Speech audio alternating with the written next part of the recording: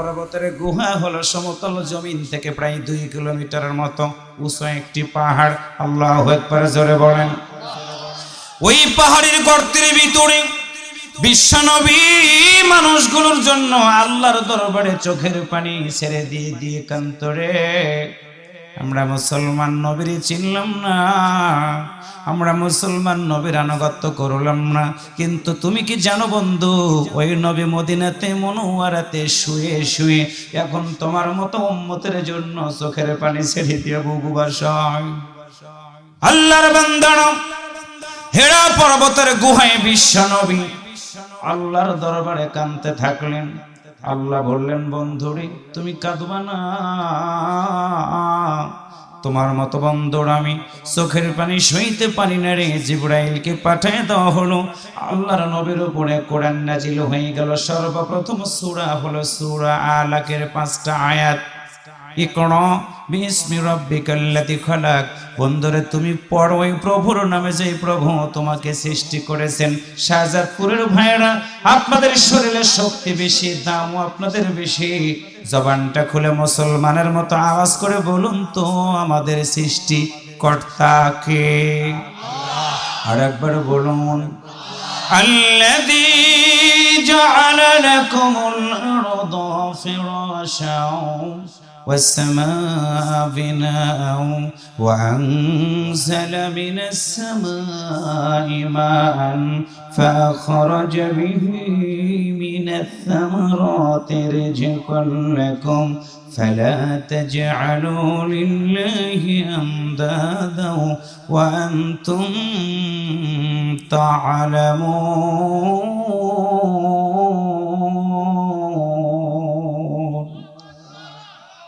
কষ্ট হচ্ছে আপনাদের? আরেকটু জোরে বলুন আল্লাহু আকবার। আল্লাহ বললেন, বন্ধুরে শোনো, আমি আল্লাহ মানুষ জাতিকে আমার ইবাদত করার জন্য সৃষ্টি করেছি। আল্লাহ রাসূল বলেন, আল্লাহ তুমি কি বলবা না সৃষ্টি করেছো, কিন্তু বলো রিজিকের জন্য কার কাছে যাবে তারা? আল্লাহ বলেন, বন্ধুরে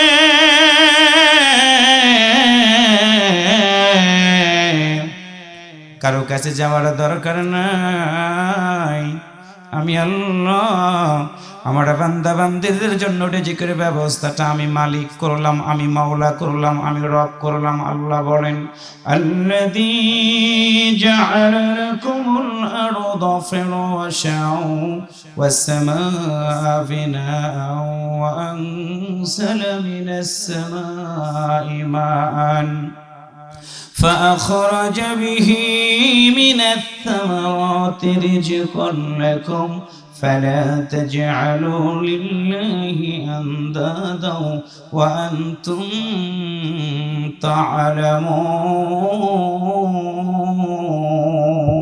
تعلمون।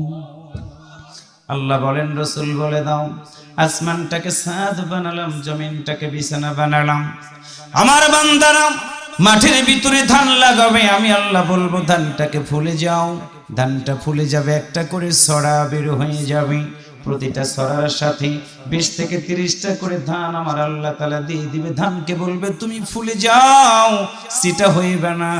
আওয়াজ করে বলুন তো, 20টা 25টা ধানগুলোর ভিতরে চাল ভরায় দিলেন কে? আর একবার বলুন কি? আল্লাহ বলেন, বান্দারে তোমার খাওয়ার জন্য আমি আল্লাহ ধান দিয়ে দিলাম, তোমার মতো বান্দাকে খাওয়ার জন্য আমি আল্লাহ ভুট্টা দিয়ে দিলাম, গম দিলাম, রসুন দিলাম, সরিষা দিয়ে দিলাম, তুমি খাবে আর ঘুরবা। এটা হতে পারে না রে বান্দা, তুমি কি জানো? তোমার মতো বান্দাকে রিজিক দিলাম আমি আল্লাহ, শুধু খাওয়ার জন্য না, ঘুমানোর জন্য না। আর একটা আয়াতের ভিতর আমার আল্লাহ তাআলা সুন্দর করে বলেন, ওয়ামা খালাকাতুল জিন্না ওয়াল ইনসা ইল্লা লিয়াবুদুন।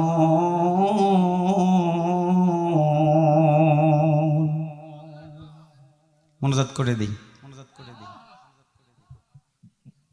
সবাই বলেন আস্তাগফিরুল্লাহ।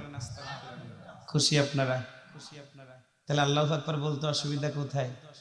আল্লাহু আকবার বললে আল্লাহ খুশি হয়ে রাগ করে শয়তান। আপনারা কি শয়তানের কাছে মাথা নত করেন? এই জিহ্বাটা দিয়েছে কে? আমি ওনার সাথে খাবার খাইলাম, চিনি লাগে মিষ্টি, লবণ লাগে তিতা, গরুর গোশত একরকম, মুরগির গোশত একরকম, ভাত একরকম, বিরিয়ানি একরকম। এই জিহ্বাটা যদি আপনি দেখেন, বিবেক বুদ্ধি যদি আপনার থাকে, এই জিহ্বা আমার কেউ দেয় নাই, আমাদের ক্ষমতা অনেক, আমরা সব পারি, কিন্তু জিহ্বাটা বানানোর মতো ক্ষমতা কি আমাদের কারো আছে? তাহলে এত নেতা এত মাস্তানি কেন? যে জিহ্বাটা আল্লাহ দিয়েছে তারে ডাক দেন, তিনি খুশি হবে। নেতার পিছনে সামসামি করবেন, কয়েকদিনের জন্য ভালোবাসবে, সামসামি শেষ আপনাকে লাথি দিয়ে সরাই দিবে, এটাই দুনিয়ার নিয়ম। কিন্তু মালিকরে আপনি যদি একটাবার ডাক দেন, অন্যায় করেছেন, গুনাহ করেছেন, মালিক তখন আপনার এই মাথার উপরে কুদরতে হাত দিয়ে বলে, লা তাকনাতু মির রাহমাতিল্লাহ, বান্দারে নিরাশ হয়ে না যাও। কি হয়েছে? লা তাহজান ইন্নাল্লাহা মা'ানা, বান্দারে কেউ তোমার সাথে নাই, আমি আল্লাহ তোমার সাথে আছি। সুবহানাল্লাহ জোরে বলেন। তাহলে তেলাওয়াত শেষ করবো, আল্লাহু আকবার বলবেন। আর যদি মনে করেন আমি নিজেই শয়তান হয়ে গেছি, চুপ করে থাকেন। মনে রাখবেন, কোরআন ছাড়া আপনাকে দাফন করা হবে না। আপনাদের এলাকা থেকেই দোয়া বলে, মিনহা খলাকনাকুম, বলেন কি দোয়া বলে? তাহলে মিনহা খলাকনাকুম ওয়া ফিহা নুঈদুকুম ওয়া মিনহা নুখরিজুকুম তারাতান উখরা, সূরা তোহার 55 নম্বর আয়াত তেলাওয়াত করে আপনাকে দাফন করা হবে।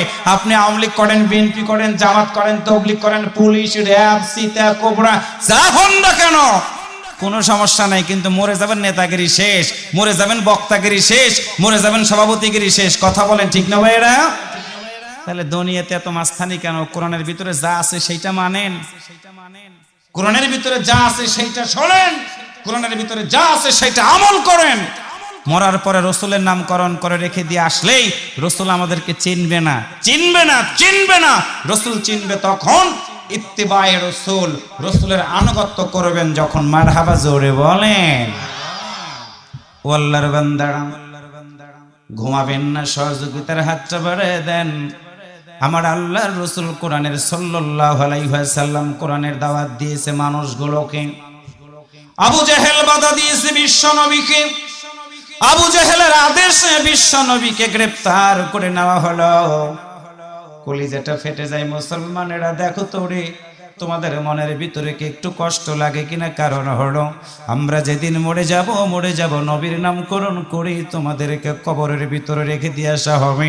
ওই নবী কোরআনের দাওয়াত দিলেন যখন, আবু জেহেল ওদবা সাহেবরা বিশ্ব নবীকে গ্রেফতার করে নিয়ে গেল, তখন আল্লাহর নবীকে শুধু গ্রেফতারই করে নিল না, মুসলমানরা আল্লাহর নবী যে রাস্তা দিয়ে হেঁটে যেত, প্রচন্ড রোদের সময় আকাশের মেঘমালাগুলো দরদের নবীর জন্য ছায়া দিয়ে দিত। সুবহানাল্লাহ বলেন, আর একটু জোরে বলেন। ওই নবীর দিকে তাকাইলে ক্ষুধার্ত মানুষের ক্ষুধাগুলো মিটে যেত। ওই নবী আমার দাওয়াত দিলেন কোরআনের, বললেন যখন, ওয়ামান আহসানু কাওলাম মিম্মান দাআ ইলাল্লাহি ওয়া আমিলা সালিহান ওয়া ক্বালা ইন্নানি মিনাল মুসলিমিন। আল্লাহর রাসূল সাল্লাল্লাহু আলাইহি ওয়াসাল্লাম যখন বললেন, ওই ব্যক্তির কথার চেয়ে কার কথা ভালো হবে, সুন্দর হবে, উত্তম হবে, যেই ব্যক্তি মানুষদেরকে আল্লাহর পথে আহ্বান করে, শুধু আহ্বানই করে না, ভালো কাজ করে। আর একটা কথা, সে বলে আমি একজন মুসলমান। বিশ্ব নবী কথাটা বলা মাত্র আবু জেহেল ঘোষণা করে দিয়ে দিল, তোমরা কারারে কোথায়? আব্দুল্লাহর বেটা দেখো তো কোথায় দিয়ে হেঁটে যায়, তোমরা কি তার পিছু লাগবে না?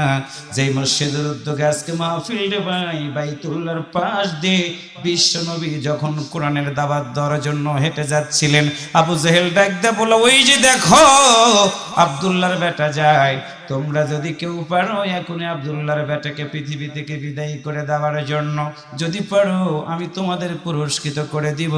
এই কথাটা বলা মাত্র আবু জেহেলের নির্দেশে একদল যুবক গিয়ে বিশ্ব নবীর সামনে দাঁড়াইয়া গেল। ও মুসলমানরা, তুমি যদি মুসলমান হও, বিশ্ব নবীর সামনে দাঁড়াইয়া গেল। আল্লাহর নবীকে বলা হলো, তুমি বাইতুল্লাহর দিকে যেতে পারবা না, কোরআনের দিকে মানুষগুলোকে ডাক দিতে পারবা না। বাপ দাদার ধর্মে তুমি সুনকালি লাগাইছো, আল্লাহর জমিনে কোরআনের পক্ষের দিকে মানুষগুলোকে ডাক দিতেছ, মানুষের আইন চলবে না। ও আব্দুল্লাহর বেটা, তুমি আল্লাহর আইন দিয়ে সমাজ পরিচালনা করতে চাও, তুমি একটু দাঁড়াও। দরদের নবীর সামনে দাঁড়ায় গেল কয়েকজন যুবক। একজন ডান দিক থেকে আমার নবীর টান দেয়, আর একজন আমার নবীর বাম দিক থেকে টান দেয়। একজন সামনের দিক থেকে টান দেয়, আর একজন পিছনের দিক থেকে টান দেয়। এমনই সময় বিশ্ব নবী দাঁড়ায় গেল। দুইজন যুবক এসে আল্লাহর নবীর গলাতে গামছার মতো একটা ছোট্ট চাদর আল্লাহর নবীর গলার সাথে ঝুলাইয়া দিয়ে দিল, টান মেরে দিয়েছে। আল্লাহর নবীর দমটা মনে হয় বন্ধ হয়ে যাবে। শুধুমাত্র আকাশের দিকে তাকায় বলেছিল, আল্লাহ, এই জমিনে তুমি ছাড়া আমার আর এখন কেউ নাই, কেউ নাই। আল্লাহর নবীর গলায় গামছা লাগানো হলো। অন্য কোন অপরাধ না, একটাই অপরাধ, আল্লাহর জমিনে কোরআনের দাওয়াত দেওয়া। আল্লাহর নবী কি শুধু গলায় গামছা লাগায় তারা মারে নাই, গ্রেফতার করে নিয়ে যাওয়া হলো। আল্লাহর নবীকে শিয়াবে আবি তালিবে বন্দি করে রাখা হলো। খাবার দেওয়া আবু জাহেলের নির্দেশে বন্ধ করে দেওয়া হলো। ভাত দেয় না, রুটি দেয় না, খেজুর দেয় না। একদিন আল্লাহর নবী বাথরুম থেকে বের হলেন, নবীর দুইটা চোখ ভেজা। সাহাবীরা ডান দিকে এসে হাজির হয়ে গেল, বাম দিক থেকে সাহাবীরা এসে নবীর সামনে হাজির হয়ে গেল। রাসূলের দিকে তাকায়া ফেল ফেল করে চোখের পানি ছেড়ে দিয়ে বলে, হুজুর, আমরা সব সইতে পারি, কিন্তু আপনার মতো দয়ার নবীর চোখের পানি আমরা সাহাবীরা সইতে পারি না। আল্লাহ রাসূল সাল্লাল্লাহু আলাইহি ওয়াসাল্লাম বললেন, সাহাবীরা রে, আমি নবী কেন কাঁদি রে, তোমরা জানো না, জানো না। শিয়াবে আবি তালেব আমি বন্দী হয়ে আছি, আমার চাচাও বন্দী রে। ওরা আমার খাবারটা বন্ধ করে দিয়েছে। তোমাদের কাছে বলে দিলাম, দেখো তোমার জন্য তোমরা কি একটু খাবারের ব্যবস্থাটা করতে পারো। নবীর জন্য খাবার আনতে যাই, লোকেরা খাবার দেয় না, খাবার দেয় না। আল্লাহর নবী হবেন সবার জন্য জান্নাতের জামিনদার, ওই নবীর খাবার দেয় না। যখন সাহাবীরা এসে নবীর সামনে দাঁড়ায় বলে, হুজুর, খাবারের জন্য গেলাম, খাবার বন্ধ করে দিয়েছে। নবী আমার সাহাবীদের দিকে তাকায় বলে, ওই যে দেখো আমার চাচা আবু তালেব, তারও তো পেটের ভিতরে খাবার নাই। তোমরা যদি খাবার আনতে না পারো, যাও যাও বাগান থেকে দেখো তো অন্তত গাছের একটু পাতা আনতে পারো কিনা। দরদের নবী হবেন জান্নাতের জামিনদার। নেতারা শোনো, তুমি কেমন মুসলমান তুমি কি একটু বোঝার চেষ্টা করো না? ওই নবী বললেন, যাও যাও দেখো তো গাছের একটু পাতা আনতে পারো কিনা। গাছের পাতাগুলো আনা হলো, বাকলগুলো আনা হলো। আল্লাহর নবী গাছের পাতাগুলো খেয়ে জীবন বাঁচায়, সাহাবীরা খায়। বাথরুম 2 দিন পরে আল্লাহর নবীর বাথরুম যখন হয়ে গেল, বাথরুম থেকে বের হয়ে নবী আমার দুইটা চোখ বেয়ে বেয়ে মুক্তার দানার মতো পানিগুলো গড়ে গড়ে পড়ে। সাহাবীরা বললেন, রাসূলুল্লাহ সাল্লাল্লাহু আলাইহি ওয়াসাল্লাম, আপনার চোখ কেন ভেজা? আল্লাহর নবী বললেন, সাহাবীরা রে, তোমরা জানো না, তোমরা জানো না, গাছের পাতাগুলো খাওয়ার কারণে আমি নবীর বাথরুমটা বড় শক্ত হয়ে গেছে রে। শাহাদাতপুরের মুসলমানেরা, আল্লাহর নবীকে খাবার দেওয়া হলো না, জেলখানার ভিতরে বন্দি করে রেখে গাছের পাতাগুলো খেয়ে নবী আমার জীবন অতিবাহিত করেছে। কিন্তু আল্লাহর জমিনে কোরআনের দাওয়াত দেওয়া কোনোদিন বন্ধ করে নাই। আপনাদের কাছে একটা প্রশ্ন আমার, আমরাও যদি দুঃখ পাই, কষ্ট সহ্য করব রে, কিন্তু আওয়াজ করে বলুন তো, যতদিন বাঁচবো আল্লাহর কোরআনের দাওয়াত দেওয়া কি কোনোদিন বন্ধ করে দিব? আরেকবার বলেন, বন্ধ করে দিব? আল্লাহর নবীকে শুধু আমার প্রিয় ভাইরা শুধু গ্রেফতারি করে নাই, শুধু নির্যাতনই করে নাই। হাজী সাহেব এইখানে আছেন, প্রিয় ভাইরা, সূরা আনফাল থেকে যে আয়াতটা তেলাওয়াত করেছি, আল্লাযীনা ইউকিমুনাস সালাত, আল্লাহর নবী নামাজের দাওয়াত দেওয়ার কারণে উহুদের ময়দানে আবু জাহেলের নেতৃত্বে তখন ছিল না। বদরের প্রান্তরে আবু জাহেল পৃথিবী থেকে বিদায় হয়ে গিয়েছিল। আবু জাহেলের হত্যার প্রতিশোধ নেওয়ার জন্য উহুদের প্রান্তরে কাফেরেরা হাজির হয়ে গিয়েছিল। একটাই টার্গেট ছিল, আল্লাহর নবীকে পৃথিবী থেকে বিদায় করে দিবে। চতুর্দিকে কাফেরেরা, আমার প্রিয় ভাইয়েরা, নবীকে মারার জন্য ষড়যন্ত্র করছে, ঘেরাও করে রেখে দিয়েছে। হাজী সাহেবদেরকে যদি এখন জিজ্ঞাসা করা হয়, বলেন তো উহুদ পাহাড়ের পাশে আপনারা দাঁড়ায়া কেমন আপনারা অনুভব করেছেন? হাজী সাহেবদের প্রশ্ন করা মাত্র ডুকরে ডুকরে হাজিরা কেঁদে কেঁদে বলা, ও মাওলানা, আমরা যখন উহুদ পাহাড়ের দিকে তাকাই রে, আমাদের মনে হয়, এখনো মনে হয় নবীর তাজা রক্তের ঘ্রাণ আমাদের নাকের ভিতরে আসতেছে। আল্লাহু আকবার বলো। আল্লাহর নবী উহুদের ময়দানে, আমার প্রিয় ভাইয়েরা, চতুর্দিকে কাফেররা ঘেরাও করে ফেলেছে। এমন সময় দূর থেকে একজন কাফের এসে আল্লাহর নবীর মাথা বরাবর আঘাত করে দিল। যখন নবীর মাথার ভিতরে ছিল লোহার হেলমেট, ধারালো অস্ত্রের আঘাতের কারণে নবীর মাথার ভিতরে হেলমেটটা ভেঙে একটা পাশ দিয়ে ঢুকে গেল। হেলমেটে ঢোকার কারণে আল্লাহর নবী আর দাঁড়াইতে পারে না, বসে পড়ে গেলেন। বসা থেকে জমিনের উপর আল্লাহর নবী শুয়ে গেলেন। আল্লাহর নবীর একজন সাহাবী নাম ছিল তালহা রাদিয়াল্লাহু তাআলা আনহু, নবীর ডান দিকে এসে দাঁড়ায় গেল, নবীর বাম দিকে এসে দাঁড়ায় গেল। আল্লাহ রাসূল বললেন, তালহা রে, আমার মাথার ভিতরের অস্ত্রটা ঢুকে গেছে, লোহার হেলমেটটা ঢুকে গেছে, দেখো তো তুমি পারো কিনা আমার মাথার ভিতর থেকে লোহার হেলমেটটা বের করে দিতে। আমি নবীর বড় কষ্ট হয়। এমন সময় চতুর্দিকে সংবাদ ছড়িয়ে গেছে, কুতিলা মুহাম্মদ, বিশ্ব নবীকে হত্যা করা হয়েছে, বিশ্ব নবীকে শহীদ করা হয়েছে। সংবাদ যখন ওমর শুনলেন, আল্লাহর বান্দারা, আশারায়ে মুবাশশিরা 10 জন সাহাবীর ভিতরে দ্বিতীয় নম্বরে সাহাবীর নাম হলো হযরত ওমর। যে ওমরকে দেখে শয়তান পর্যন্ত ভয় পেত। ওমর রাদিয়াল্লাহু তাআলা আনহুর হাত থেকে তখন তরবারিটা পড়ে গেল, তরবারিটা পড়ে গেল।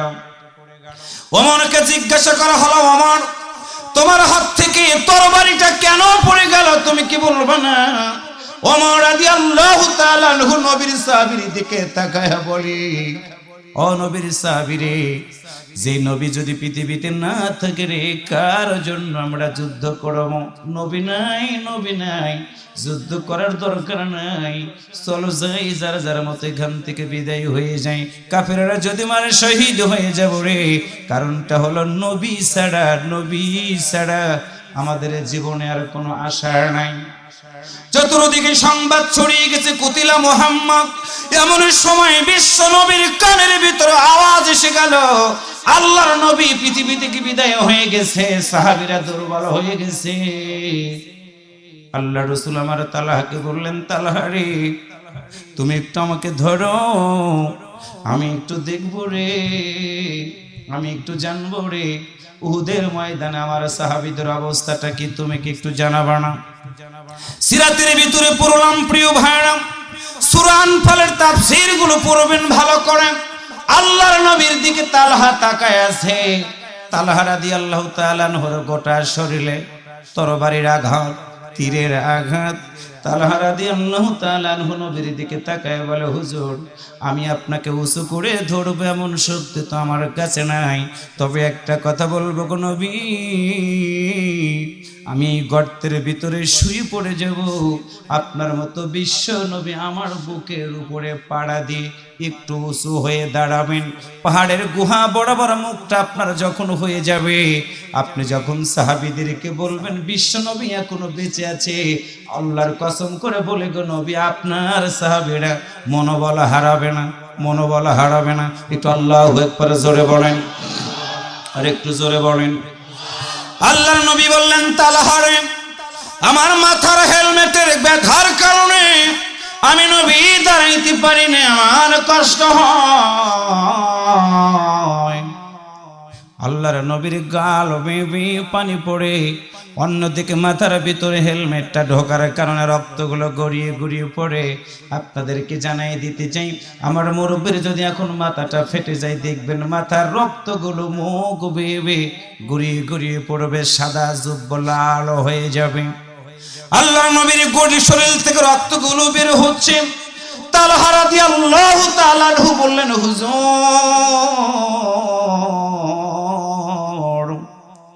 আপনি একটু আমার বুকের উপরে ওঠেন। তালহা রাদিয়াল্লাহু তাআলা আনহু পাহাড়ের গর্তের ভিতরে শুয়ে পড়লেন। দরদের নবী আমার তালহা রাদিয়াল্লাহু তাআলা আনহুর বুকের উপরে উঠে একটু দাঁড়ালেন।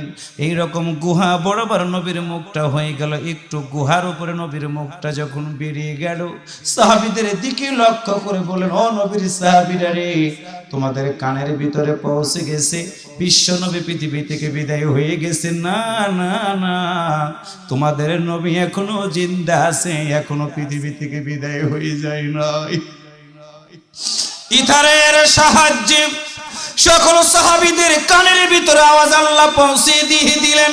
সাহাবীরা আবার তরবারি হাতে নিয়ে বিশ্ব নবীর আদরের সাহাবী আলী রাদিয়াল্লাহু তাআলা আনহু ঝাঁপায়া পড়লেন। আসতে থাকলেন যখন, তাকায় দেখে বিশ্ব নবী আবার গর্তের ভিতরে পড়ে আছে। তালহাকে বলে, তালহা রে বলো, ও তালহা বলো, দরদের নবী কোথায়, তুমি কি বলবা না? তালহা বলে, ওই যে দেখো কাফেররা আসতেছে। আল্লাহর নবীকে উঁচু করে ধরে ধরে আলী রাদিয়াল্লাহু তাআলা আনহু, তালহা রাদিয়াল্লাহু তাআলা আনহু, মুসআব রাদিয়াল্লাহু তাআলা আনহু সাহাবীরা বিশ্ব নবীকে উঁচু করে পাহাড়ের উপর দিকে ওঠা শুরু করে দিল। পাহাড়ের উপরের কিনারে নিয়ে আল্লাহর নবীকে রেখে দেওয়া হলো। হাজী সাহেবরা উহুদের ময়দানে গিয়ে দেখেছেন উহুদের পাহাড়টা উপরে এখনো ফাঁক হয়ে আছে। পাহাড়ের উপরে উঠতেছিলেন, পাহাড় তার ওজনটা সইতে পারে না, একটা কাফনি দিয়েছিলেন। জিবরাইল আমিন এসে আল্লাহর নবীকে ডাক দিয়া বলল, হুজুর আপনি অনুমতি দিয়ে দেন, উহুদের পাহাড়টা এই জালিমদের উপরে চাপাই দিয়ে দিব।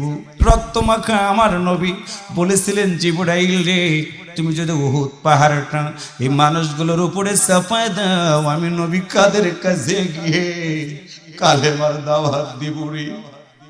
আল্লাহর নবীর চোখটা ভেজা, মাথার ভিতরে হেলমেট ভেঙে আছে। আল্লাহ রাসূল বললেন, তোমরা কে আছো, আমার মাথার ভিতর থেকে হেলমেটটা বের করে দাও। নবীর একজন আশিক সাহাবী নবীর দিকে এক পা দুই পা করে আগায়, নবীর চোখ ভেজা, নবীর মাথা থেকে রক্তগুলো গড়িয়ে গড়িয়ে পড়ে। আল্লাহর নবীর দিকে তাকায় বলে, হুজুর অনুমতি দেন, আমি আপনার মাথার ভিতর থেকে হেলমেটের লোহাটা বের করে দিয়ে দিব। রাসূল বললেন, সাহাবীরে হাবির করো।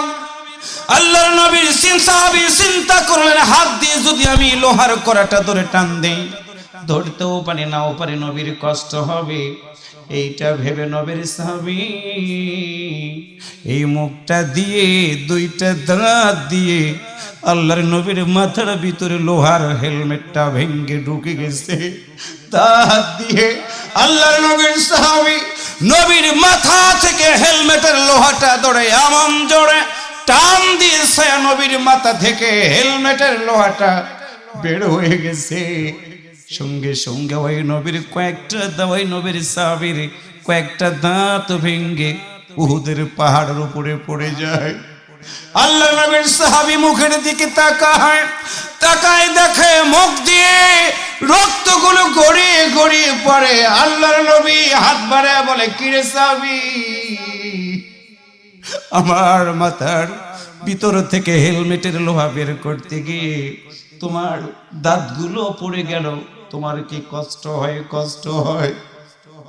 এমন সময় আল্লাহ নবীর সাহাবী বিশ্ব নবীর দিকে তাকায় বলে, হুজুর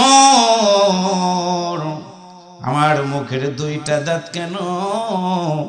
আপনার মতো নবীর জীবনটা বাঁচাইতে গিয়ে আমি সাহাবীর যদি কলিজাটাও দিতে হয় 100 বার আমি আমার কলিজাটা দিয়ে দিব, কিন্তু আমি বেঁচে থাকতে আপনার মতো নবীর গায়ে একটা ফুলের টোকাও আমি লাগতে দিব না। আল্লাহু আকবার বলো। আল্লাহর বান্দারা এইভাবে করে বিশ্ব নবী উহুদের ময়দানে সময় অতিবাহিত করতে থাকলেন। আলী রাদিয়াল্লাহু তাআলা আনহু সহ আল্লাহ রাসূল বললেন, দেখো তোমার ভাই তালহা কোথায়? সাহাবীরা গিয়ে তালহা রাদিয়াল্লাহু তাআলা আনহুকে এইরকম মাটির ভিতর থেকে উঠালেন, রাসূলের কাছে আনা হলো। কিতাবের ভিতরে পড়ে দেখলাম আল্লাহর নবীর জীবন বাঁচাইতে গিয়ে উহুদের প্রান্তরে তালহা রাদিয়াল্লাহু তাআলা আনহুর শরীরে একাই 70 থেকে 80টার মতো আঘাত তালহা রাদিয়াল্লাহু তাআলা আনহুর শরীরে লেগেছিল। আমরা একটা আঘাত সইতে পারি না, একটা কটু কথা সইতে পারি না, একদিন মার খেলাম না, একদিন জেল খাটলাম না, একদিন জালিমদের কাছে আমরা পরাজয় বরণ করলাম না, আমরা বলি আসি। আল্লাহর বান্দারা, আল্লাহর নবীর সাহাবী 70টা আঘাত সয়ে গোটা জীবনটা অতিবাহিত করে দিলেন। আল্লাহ রাসূল বললেন, তোমরা যদি কোনো জীবন্ত শহীদকে দেখতে পাও তাহলে আমার তালহার দিকে তোমরা তাকায় তাকায় দেখবে। কারণ হলো আমার তালহা আমি ছাড়া, আমার আল্লাহ ছাড়া কাউরে ভালোবাসে নাই। শাহজাদপুরের মুসলমানেরা, একদিন আমারও তো জীবন থাকবে না, আপনাদেরও তো জীবন থাকবে না। আল্লাহর একটা কথা, কুল্লু নাফসিন যায়িকাতুল মাউত সুম্মা ইলাইনা তুরজাউন, একদিন মরে যাব, রেখে আসবি কবরের ভিতরে। পৃথিবীর কোনো মানুষ আমার কবরের ভিতরে সাথী হবে না রে ভাই, পৃথিবীর কোনো আত্মীয় স্বজন সাথী হবে না। এই জন্য সূরা আনফালের ভিতরে আমার আল্লাহ ডাক দেয়া বলে, বান্দারে তোমার জীবনটা যদি সুখময় করতে চাও, আল্লাযীনা আমানু, একটা কথা বলেছেন তোমরা ঈমান আনবা, ওয়াল্লাযীনা হাজারু, তোমরা জিহাদ করবা। সেই আল্লাহ তাআলা ডাক দিয়ে বলেন, আল্লাযীনা ইউকিমুনাস সালাত, বান্দারে যতদিন বাঁচবা তুমি নিজে নামাজ কায়েম করবা, তোমার সন্তানদেরকে নামাজ আদায় করাবা, তোমার পরিবারদেরকে নামাজ আদায় করাবা, তোমার মায়ের সাথে নামাজ আদায় করবা, তোমার সমাজের মানুষগুলোকে নিয়ে নামাজ আদায় করবা। একটু আল্লাহু আকবার জোরে বলেন। যেই পরিবারে নামাজ আছে ওই পরিবারে অশান্তি নাই। একজন মানুষ যদি খাঁটি খালিস দিয়েলে খুশু খুজুর সাথে নামাজ আদায় করে, ওই ব্যক্তিটা কোনোদিন চুরি করতে পারবে না, ডাকাতি করতে পারবে না, রাহাজানি করতে পারবে না, অন্যায় করতে পারবে না। কারণ হলো নামাজের ভিতরে দাঁড়ায়া যে আল্লাহর কুদরতি পায়ে আমরা সেজদা দেই।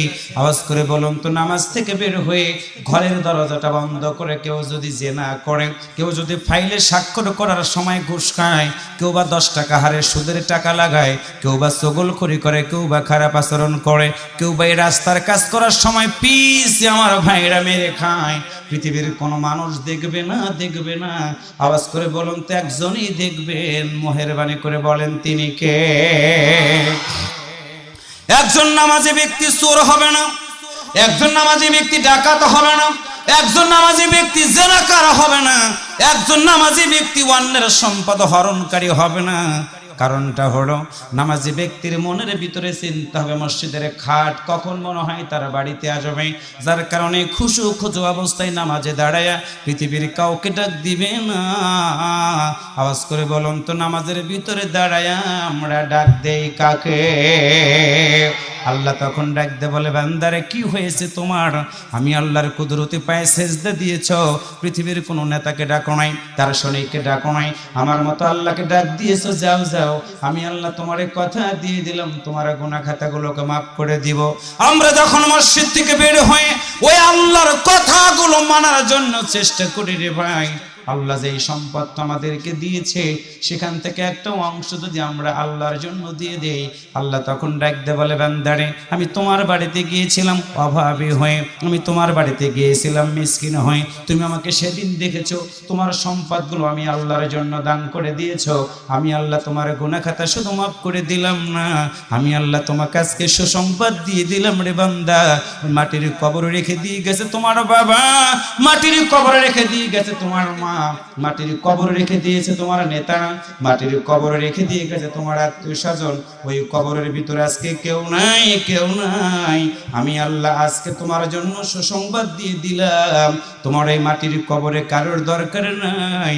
আমি আল্লাহ একটা আদেশ করলাম, তোমার কবরখানা জান্নাতের বাগান আমি আল্লাহ বানায় দিয়ে দিলাম।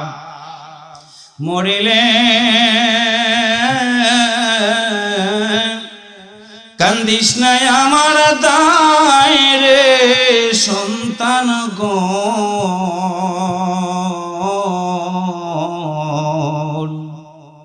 মরিলে কান্দিস না আমার দায়, মরিলে কান্দিস না আমার দায় রে সন্তান গণ, মরিলে কান্দিস না আমার দায়। আল্লাহু আকবার বলেন। সূরা ইয়াসিন পাঠ করিয়া বসিয়া কাসার আমার প্রাণ যাবার বেলায়, সূরা ইয়াসিন পাঠ করিয়া বসিয়া কাসার আমার প্রাণ যাবার বেলায়, বিদায় কালে পড়ি না যেন, বিদায় কালে পড়ি না যেন শয়তানের ধোকায় রে সন্তান গণ, মরিলে কান্দিস না আমার দায়, মরিলে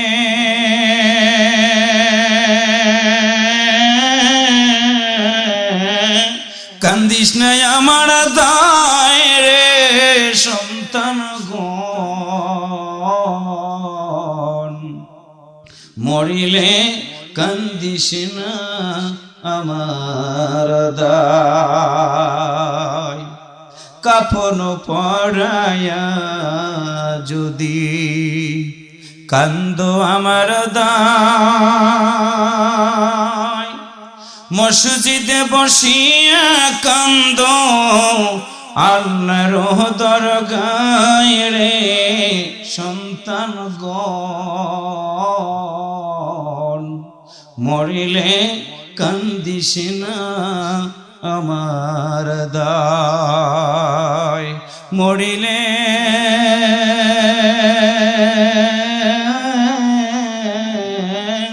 কান্দিস না আমার দায় রে সন্তান গণ, মরিলে কান্দিস না আমার দায়।